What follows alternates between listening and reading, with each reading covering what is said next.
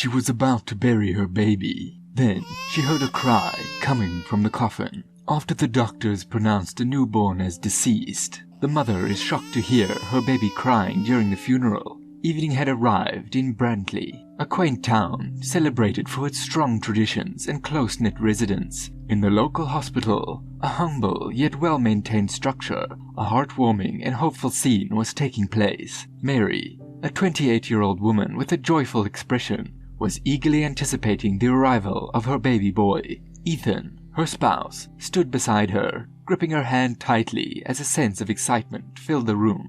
"We'll make it through this together, my dear." The man's grip was strong, and his words conveyed a silent pledge of unwavering support. The room buzzed with an almost palpable energy. The sense of cleanliness mixed with the gentle beeps of the medical monitors, keeping a close watch on Mary's vital signs. The nurses gathered, their expressions a blend of gravity and joy, fully conscious of the significance of the approaching event. The woman felt the pain of the contractions instantly, as if each one was a powerful wave, bringing her closer to the long-awaited moment of meeting her baby boy. Amidst the pain, she sought solace in her husband. "I'm here, dear. You're doing great." Ethan attempted to maintain a gentle tone, but his voice revealed his underlying fear and concern. He felt an overwhelming sense of helplessness as he could only watch his wife endure the pain of childbirth. Dr. Simmons, the obstetrician, walked into the room, exuded a sense of tranquility that contrasted with the prevailing tension. "Mary, we're almost there. Soon you'll be holding your precious Jake," she said, her face lighting up with a warm smile. As time went by, the clock seemed to switch between moving really fast and crawling along.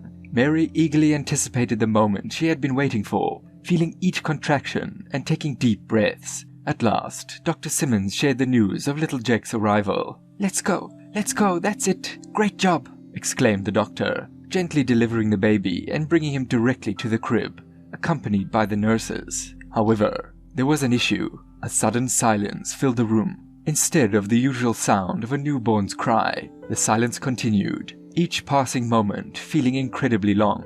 All eyes were focused on the doctor, anticipating the cry that never came. The doctor's expression quickly shifted from excitement to surprise, worry, and ultimately profound sorrow. She swallowed a barely noticeable movement. "Is everything okay?" the mother, feeling weak and out of breath, anxiously asked, her heart racing with concern. Dr. Simmons' look, which used to be full of certainty, now seemed filled with despair. She made another attempt, delicately pressing her fingers against the baby's tiny chest, desperately longing for any indication that things would turn out fine. However, there was an eerie silence that persisted. She glanced upwards, locking eyes with the parents who were filled with agony. A heavy burden pressed down upon their heart. The task she had been assigned was undeniably harsh. The doctor braced herself, ready for what was about to come. "Mary? Ethan?" she said, her voice filled with emotion. She hesitated, searching for the appropriate words, but how could she convey the magnitude of such a heartbreaking event? The room fell into a heavy silence, and the mother's eyes, brimming with anticipation, locked with the doctor's gaze. She started to feel a bit confused and fearful. The father tightly gripped his wife's hand, as if he wanted to protect her from the approaching storm. "I am sorry," Dr. Simmons spoke softly, barely audible over the steady hum of the nearby monitors. She said, her voice shaking, "We tried our best, but unfortunately your baby didn't survive." The silence that came after was absolutely overwhelming. "Huh? Could you please clarify?" The parents' anguished cries reverberated throughout the room, brimming with a sense of shock and hopelessness. Mary suddenly lost her footing, as a deafening noise overwhelmed her senses, muffling Ethan's cries next to her. Jake experienced a complication called neonatal hypoxia, which occurs when a baby does not receive sufficient oxygen before, during, or shortly after birth. "We attempted various interventions, but unfortunately, the damage to his heart was too severe." Her explanation, though objective and clear, seemed to fade into the background when confronted with the shocking reality of the news.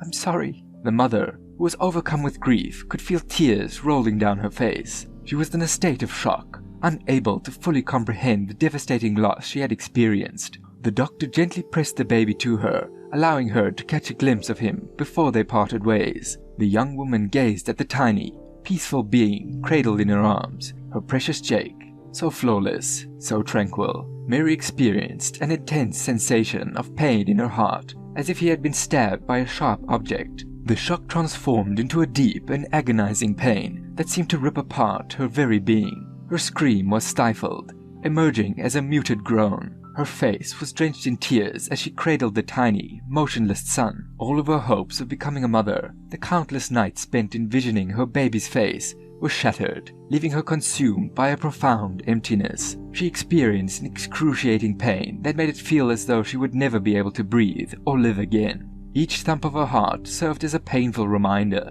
that her dear Jake's heart no longer beat in sync with hers. Her world, once filled with hope and joy, now completely shattered. Mary found it unbearable to accept the fact that Jake was no longer with her. She held onto this pain, letting it take over her, because it was the sole link she had remaining with her beloved son. The rest of the evening passed in a haze of tears and whispered sympathies. Nurses entered and exited, providing comforting words and sympathetic expressions. However, the couple found solace in each other's arms, consumed by the void created by the loss of their beloved Jake. The following day, the tragic news of the baby's passing devastated the close-knit community, leaving them in shock and sorrow. The storm came to Brantley in the shape of a tiny white coffin, representing a sudden and unfair ending. The news of little Jake spread rapidly, with every resident feeling the heaviness of the tragedy. Mary was at the center of the storm. Her previous joy had been swiftly replaced by an excruciating agony. Her eyes,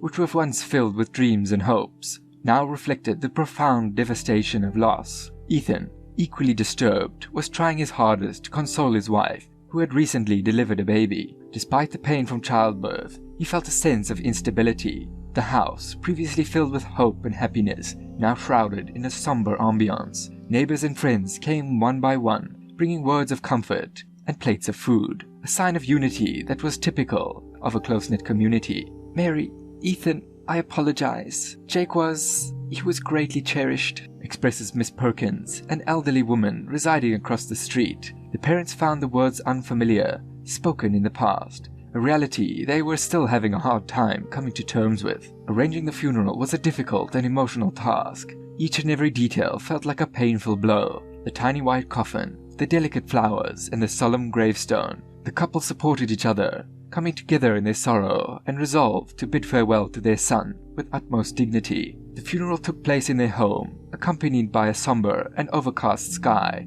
as if even nature mourned along with Mary and Ethan. A somber atmosphere filled the living room as people gathered, speaking softly with tears in their eyes. The young mother clutched Jake's small coffin, feeling the pain in her heart with each throb. "You was deeply cherished, Mary," Pastor Thompson said, gently placing a hand on the woman's shoulder to offer solace. "You would be looked out for you from above." The words provided a small measure of solace, yet they were unable to alleviate the emptiness that remained after the departure of the young one. The woman, accompanied by her husband, approached the modest grave designed for Jake. Every step was a difficult journey. The funeral ceremony was a hazy memory for that grieving mother. She stood before the people in their living room, listening to the pastor's words, but struggled to comprehend his message. Everything felt far away, unimportant. All she could feel was the agonizing pain in her heart. Following the event, they proceeded to the graveyard. A small headstone bearing the name Jake was prepared to hold the tiny coffin.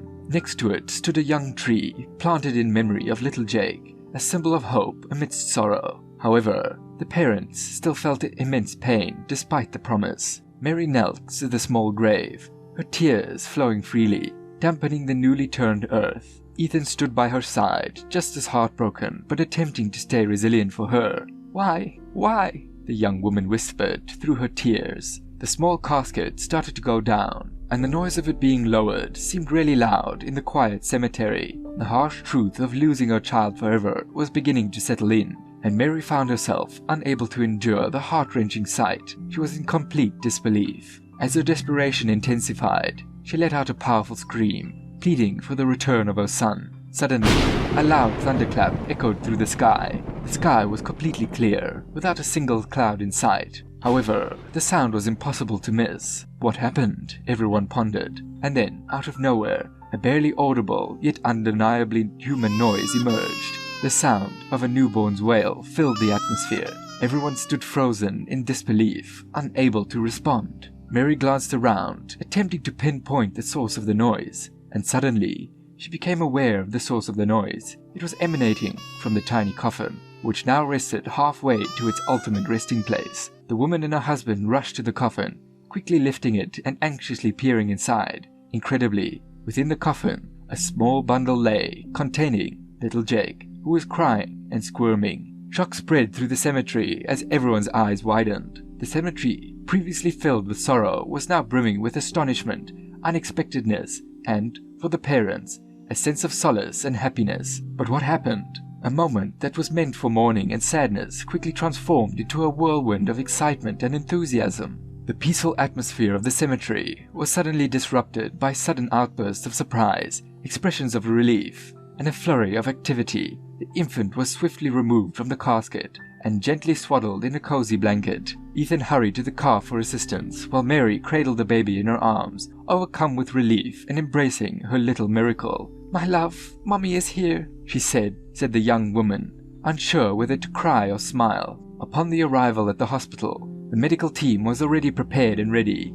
"Take a look at Jake." Dr. Simmons' eyes widened with pure disbelief as she looked at the little one she picked up. The baby quickly underwent the necessary examinations. His every heartbeat and every breath he took was seen as miraculous by everyone. The test commenced, and while they awaited the outcome, the hospital waiting room was brimming with apprehension and unease. The community that had experienced Mary's pain now stood by her, sharing her hope. Everyone held their breath, anxiously awaiting the miraculous return of little Jake after what felt like an endless wait. Dr. Simmons emerged from the examination room looking puzzled. She gathered the patients together and started to give an explanation. "I don't have words. Jake's test indicates no abnormalities. His heart is pumping vigorously. His lungs are working fine. I can't believe it," she said, her voice trembling with astonishment. But she didn't end her statement there. After careful consideration, the medical team has formulated a hypothesis. It's possible that Jake experienced Lazarus syndrome. It's when blood circulation starts again after the heart stops. Pausing for a moment,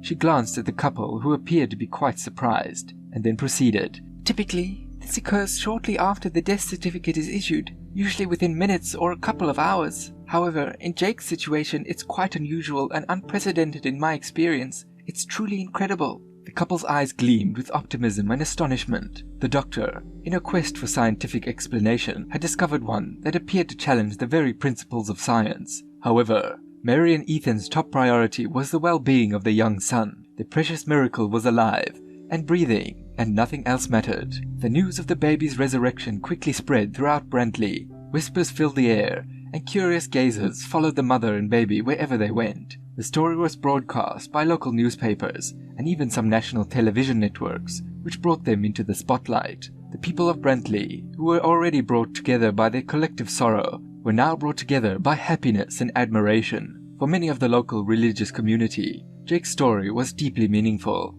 It was a miraculous event, a powerful indication that there exists something beyond our understanding. The community church organized a Thanksgiving service, where the presence of a baby became a powerful symbol of hope and faith. However, the medical community was perplexed. Doctors from all over the country were called in to study the case. The Lazarus syndrome appeared to be the most logical explanation, although it still seems too extraordinary to be believed. Meanwhile, Mary and Ethan were filled with awe and appreciation as they witnessed the world's attempt to make sense of something that seemed impossible to understand. On the other hand, none of that was of any real concern for the mother. As soon as she realized that Jake, her cherished infant, was alive, she was overcome with an incredible sense of delight and relief. The typical behaviors of a baby were growing, feeding, sleeping, and crying. She was doing all of those things. Her small boy possessed a wonderful quality in every single laugh, every single look, and every single touch. The house, previously consumed by deep sorrow, now radiated with happiness and affection. But there was one strange thing that no one could explain. A loud thunder that boomed across the sky just as Mary called out for her son. That day left a lasting impression on everyone who was there. Even though there was no cloud in the sky and there was no forecast for a storm, there was a tremendous and unmistakable thunder that reverberated across the sky, as if the entire world was responding to the mother's pleading for help. The fact that no exceptional weather conditions were documented on that particular day, despite the fact that the local meteorologists were consulted, only served to add to the mystery surrounding the event. Jake's legend grew as people recounted the mysterious thunder that seemed to come out of nowhere. It became intertwined with the enigma, the wonder, Scientists found it puzzling, a phenomenon that seemed illogical. It was seen as another confirmation of a miracle by the religious community, a direct answer to the plea of a mother in distress. Ultimately, the thunder, just like the baby's sudden return, remained an enigma, a historical event that would forever be remembered and debated without complete understanding. As the years went by, Mary witnessed her son grow, with his joyful laughter echoing through the house, and his eyes brimming with curiosity and vitality. He was a precious blessing, a constant reminder that even in the toughest times, there is always hope. Life continued in Brantley. Eventually, the excitement that surrounded the infant who came back to life waned, but Jake's story continued to be ingrained in people's memory. The parents hold their son's story dear because they consider it to be an extraordinary account of love, faith, and hope. The story was meant to serve as a reminder to the people of Brantley that despite the difficulties that life may present, it is still possible for unexpected surprises to come your way. If you enjoyed this story, I'm confident that the next video you come across will touch your heart. Remember to subscribe, like our videos, and turn on notifications to stay up to date with our upcoming content. Looking forward to the next heartwarming story.